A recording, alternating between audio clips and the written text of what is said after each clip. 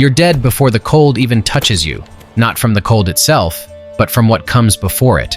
The absolute silence, the crunch of frost beneath your boots, the breath that turns to ice before it fully leaves your lungs.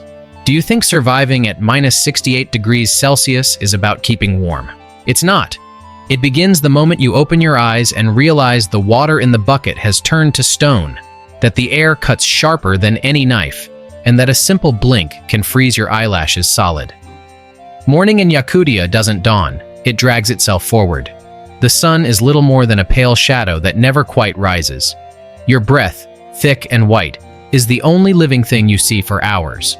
The thermometer, nailed to the wooden wall of the cabin, marks a figure that would make death laugh, minus 68 degrees Celsius. Stepping outside without 3 layers of fur is the same as signing your own death sentence. Your reindeer hide coat weighs almost as much as a child. The boots, made of tanned leather and stuffed with dry straw, are not a luxury, but the thin line between walking and losing your toes. The thick gloves keep you from feeling the trigger of your rifle, but touching the metal bare-handed would be worse. Flesh clings to iron as if the cold itself were hungry.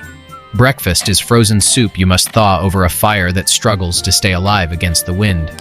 There's no smell of bread or coffee, only damp smoke and melted fat. Outside, the trees groan like old skeletons. The wood splits with a dry crack, as if the forest itself were breaking under its own weight. The silence that follows is terrifying, because even the wind seems to have given up. Your dog, a Siberian Laika, sleeps by the doorway, covered in frost. His eyelashes are needles, his breath a faint cloud that trembles with each heartbeat. He knows what's coming too. Today's hunt is not for sport. Today, it's for survival.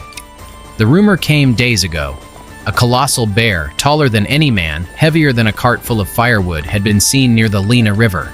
It had torn apart a storehouse, stolen dried meat, and raided barrels of fish. The elders called it Medved Bogatyr, the bear of the gods, a shadow that appears only when the land itself teeters on the edge of hunger. Some saw it as a sign, others as a threat. But in Siberia, faith and hunger do not contradict each other. They intertwine. You join the hunters from the village. 6 men, weathered and silent, wrapped in furs that barely reveal their faces. None smile. In these temperatures, even laughter freezes. Each carries a rifle, a rope, and a knife, longer than his forearm. The bullets are counted. There will be no second chances.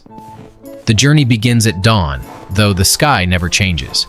You mount a dog sled gliding over ground so hard it rings like glass beneath the runners.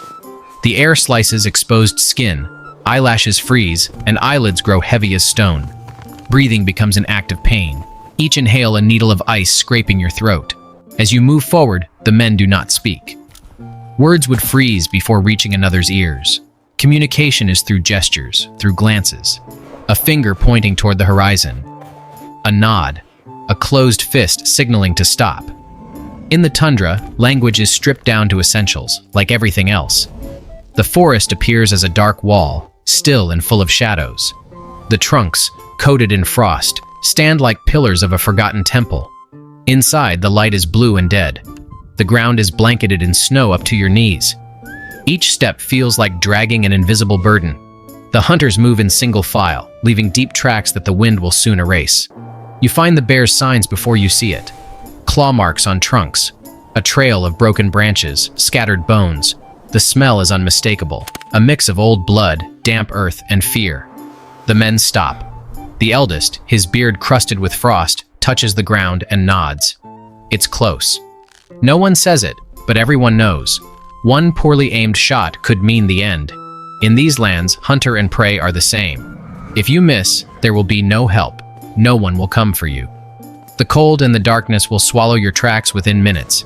Then you hear the roar. It's not a sound. It's an earthquake rising from the chest of the earth. The echo ripples through the trees, shaking the air itself. The bear emerges from the shadows, larger than the human mind is built to comprehend.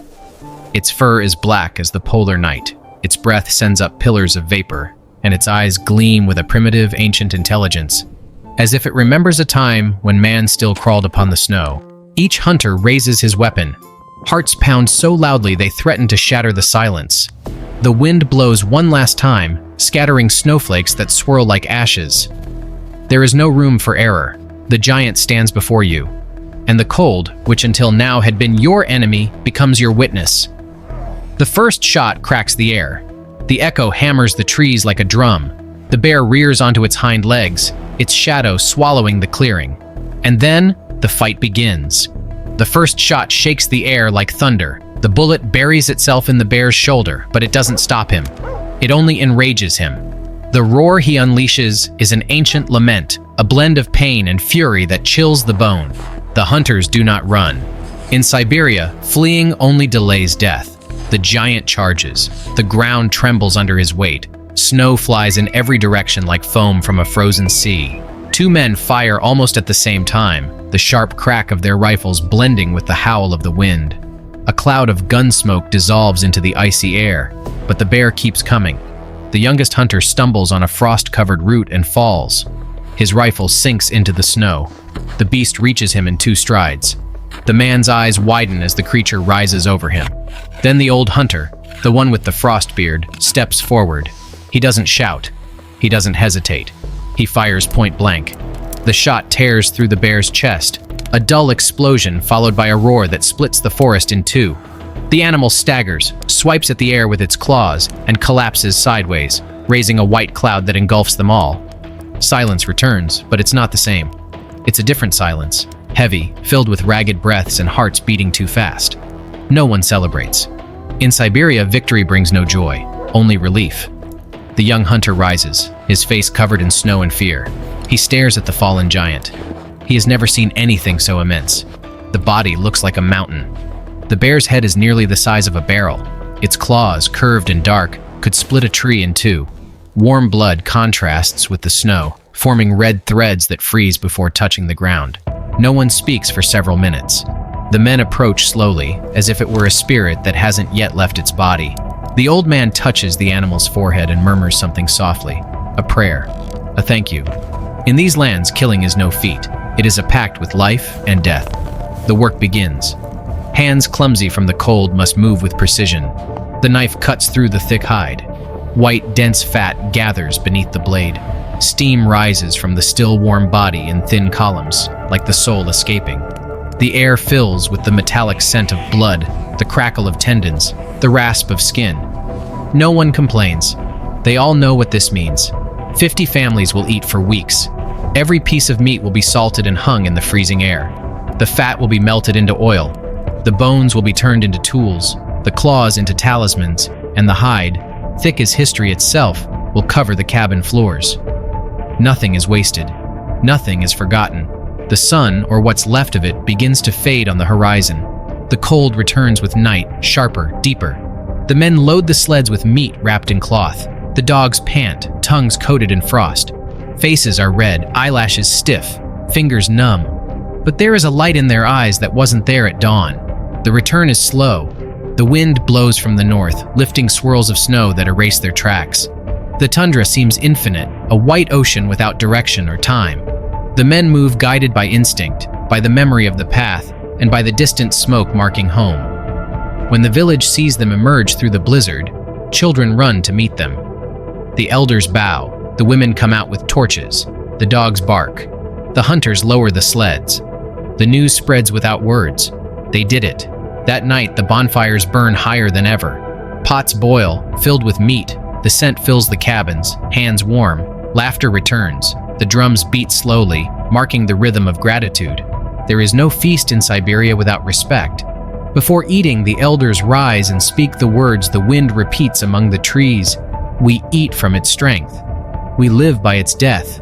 May its spirit walk with us in the snow. On the walls of the houses, shadows dance with the firelight. Outside, the forest watches in silence. The cold does not forgive, but tonight it claims no lives. This time, the tundra has allowed a breath. And as the smoke drifts toward the star-filled sky, you know this was not just a day of hunting. It was a battle against the impossible, a test of endurance, a pact with nature. The greatest bear ever hunted in Siberia was not merely a tale of survival. It was a reminder. In these lands, life belongs to those who can hear the silence, who understand that even the strongest can fall, and that in every frozen breath, death and gratitude walk side by side.